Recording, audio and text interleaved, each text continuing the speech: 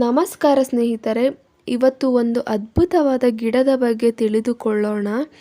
ಇದರಿಂದ ನರದೃಷ್ಟಿ, ಕಣ್ಣು ದೃಷ್ಟಿ, ಪ್ರೇತ ಪಿಶಾಚಿಗಳ ಕಾಟ ಹಾಗೂ ದರಿದ್ರ ಬಾಧೆಗಳಿಂದ ನಾವು ವಿಮುಕ್ತಿ ಪಡೆಯಬಹುದು.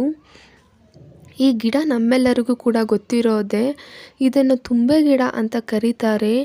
ಈ ಗಿಡದ ಎಲೆಗಳು, ಹೂಗಳು, ಕಡ್ಡಿಗಳು, ಬೇರುಗಳು, ಬೀಜಗಳು ಎಲ್ಲವೂ ಕೂಡ ಅದ್ಭುತವಾದ ಪ್ರಯೋಜನಗಳನ್ನು ನಮಗೆ ಕೊಡುತ್ತದೆ. ಈ ಗಿಡವನ್ನು ಎಲ್ಲಿ ಬೇಕಾದರೂ ಬೆಳೆಸಬಹುದು. ಮಳೆಗಾಲದಲ್ಲಂತೂ ಈ ಗಿಡ ನಮಗೆ ಎಲ್ಲೆಂದರಲ್ಲಿ ಕಾಣಿಸಿಕೊಳ್ಳುತ್ತೆ. ಈ ಗಿಡವನ್ನು ದ್ರೋಣ ಪುಷ್ಪಿ ಅಂತಲೂ ಕರೆಯುತ್ತಾರೆ. ಈ ಹೂಗಳಿಂದ ಶಿವನನ್ನು ಪೂಜೆ ಮಾಡಿದರೆ ಲಕ್ಷ್ಮಿ ಕಟಾಕ್ಷ ಪ್ರಾಪ್ತಿಯಾಗುತ್ತೆ. ಈ ಗಿಡದಲ್ಲಿ ಅದ್ಭುತವಾದ ತಾಂತ್ರಿಕ ಶಕ್ತಿಗಳು ಅಡಗಿವೆ. ಈ ಗಿಡದ ಬಗ್ಗೆ ಪೂರ್ತಿಯಾಗಿ ತಿಳಿದುಕೊಂಡು ಇದನ್ನು ನಾವು ಬಳಸಿಕೊಂಡರೆ ಆಯುರ್ವೇದದ ಪರವಾಗಿ ಮಾತ್ರವಲ್ಲದೆ ತಾಂತ್ರಿಕ ಪರವಾಗಿಯೂ ನಮಗೆ ಎಷ್ಟು ಉಪಯೋಗ ಇರುತ್ತೆ. ಈ ವಿಡಿಯೋದಲ್ಲಿ ಈ ಗಿಡಕ್ಕೆ ಸಂಬಂಧಿಸಿದಂತಹ ಕೆಲವು ಉತ್ತಮವಾದ ವಿಷಯಗಳನ್ನು ತಿಳಿಸಿಕೊಡ್ತೀನಿ. ಸ್ನೇಹಿತರೆ, ಈ ಗಿಡದ ಬೇರು ನಮಗೆ ಅದ್ಭುತವಾದ ಶಕ್ತಿ ಕೊಡುತ್ತೆ.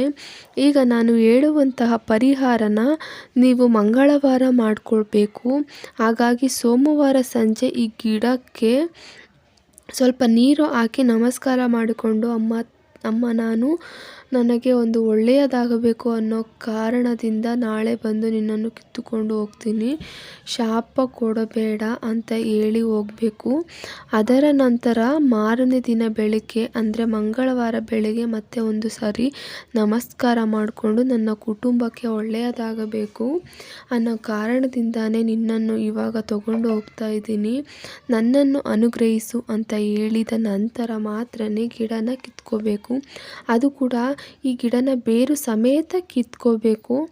ಆ ಗಿಡನ ಮನೆಗೆ ತಂದು ಚೆನ್ನಾಗಿ ತೊಳೆದು ಮೇಲಿರುವಂತಹ ಗಿಡ ಕಿತ್ತಾಕಿ ಬೇರುಗಳನ್ನು ಸಪ್ರೇಟ್ ಮಾಡಿ ಇಟ್ಕೋಬೇಕು. ನಿಮ್ಮ ಮನೆಯಲ್ಲಿ ಎಷ್ಟು ಜನ ಇದ್ದೀರೋ ಅಷ್ಟು ತಾಯ್ತಗಳನ್ನು ತಂದುಕೊಳ್ಳಿ. ಒಂದು ಪ್ಲೇಟ್ನಲ್ಲಿ ಆ ತಾಯ್ತಗಳ ಹಾಗೂ ಮತ್ತು ಬೇರುಗಳನ್ನು ದೇವರ ಮನೆಯಲ್ಲಿ ಇಟ್ಟು ಒಂದು ವಾರದ ಕಾಲ ಅಂದರೆ ಮುಂದಿನ ಮಂಗಳವಾರದವರೆಗೂ ಪ್ರತಿದಿನ ಅದಕ್ಕೆ ಧೂಪ ಹಾಕಿ ಪೂಜೆ ಮಾಡಬೇಕು. ಮುಂದಿನ ಮಂಗಳವಾರ ಪೂಜೆ ಮುಗಿದ ನಂತರ ಆ ತಾಯ್ತಗಳಿಗೆ ಕೆಂಪು ದಾರಗಳನ್ನು ಕಟ್ಟಿ ಆ ತಾಯತ ಒಳಗೆ ಆ ಬೇರುಗಳನ್ನು ಇಟ್ಟು ಆ ತಾಯ್ತಗಳನ್ನು ನಿಮ್ಮ ಕೈಯಲ್ಲಿ, ಸೊಂಟದಲ್ಲಿ, ಕತ್ತಲ್ಲಿ ಕಟ್ಕೊಂಡ್ರೆ ಯಾವ ರೀತಿಯಾದ ದೃಷ್ಟಿದೋಷ ಕೂಡ ನಿಮ್ಮನ್ನು ತಾಕಲ್ಲ. ಇದನ್ನು ಎಲ್ಲರೂ ಕೂಡ ಕಟ್ಕೊಂಡ್ರೆ ತುಂಬ ಒಳ್ಳೆಯದು. ಮುಖ್ಯವಾಗಿ ಮಕ್ಕಳಿಗೆ ಕಟ್ಟೋದ್ರಿಂದ ಅವರ ಮೇಲೆ ಯಾವುದೇ ದೃಷ್ಟಿ ಬೀಳದೆ ಆರೋಗ್ಯವಾಗಿ ಒಳ್ಳೆಯ ವಿದ್ಯಾವಂತರಾಗಿ ಪುಷ್ಟಿಯಾಗಿ ಬೆಳೆಯುತ್ತಾರೆ. ಈ ರೀತಿ ಕಟ್ಟೋದ್ರಿಂದ ಬರೀ ದೃಷ್ಟಿ ಮಾತ್ರ ಅಲ್ಲದೆ ಯಾವ ತಾಂತ್ರಿಕ ಶಕ್ತಿ ಕೂಡ ನಮ್ಮ ಮೇಲೆ ಕೆಲಸ ಮಾಡಲ್ಲ.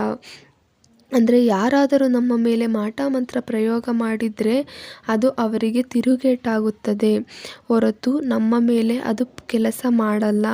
ಅದರ ಜೊತೆ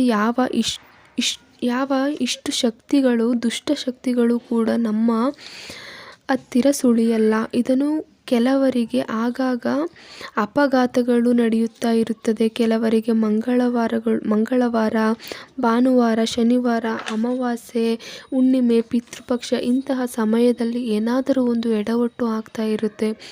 ಆರೋಗ್ಯದಲ್ಲಿ ಏರುಪೇರು ಆಗಿರ್ಬೋದು, ಅಥವಾ ವಾಹನ ಅಪಘಾತಗಳು ಇರಬಹುದು, ಬಿಸ್ನೆಸ್ ಲಾಸ್ ಇರಬಹುದು, ಅಥವಾ ಶಾರೀರಿಕ ಒತ್ತಡ ಇರಬಹುದು, ಮನೆಯಲ್ಲಿ ನೆಮ್ಮದಿ ಇಲ್ಲದೆ ಇರಬಹುದು, ಅಥವಾ ನೆಮ್ಮದಿ ಇಲ್ಲದೆ ಗಂಡ ಹೆಂಡತಿ ನಡುವೆ ಮನಸ್ತಾಪ ಇರಬಹುದು, ಅಥವಾ ಪೋಷಕರು ಹಾಗೂ ಮಕ್ಕಳ ಮಧ್ಯೆ ಮನಸ್ತಾಪ ಇರಬಹುದು.